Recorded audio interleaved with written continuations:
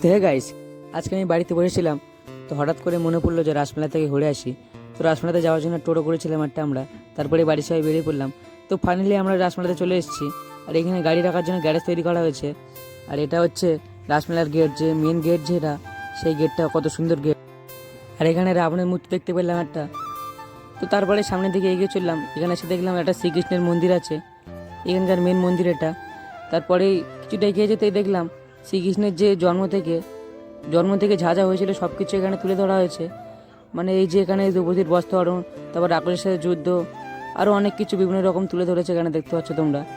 তারপরে আর কিছু এগিয়ে যেতেই তো আমরা সবাই জানি মহাদেবের মাথায় মাতা গঙ্গা আছে, তো সেই সিনটা এখানে তুলে ধরা হয়েছে।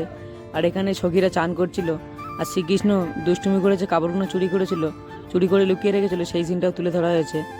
তারপরে সামনের দিকে এগিয়ে যেতেই আর কিছুটা এগিয়ে যেতেই আমাদের সামনে এই শ্মশানটা পড়লো, তোমরা দেখছো।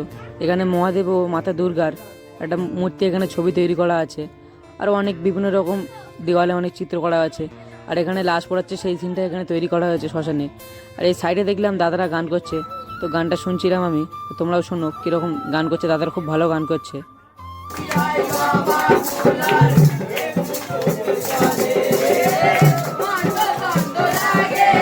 তো দেখা হচ্ছে নেক্সট কোনো বলাকে, ততক্ষণ ভালো থাকবে, দেখা হচ্ছে নতুন ভিডিও।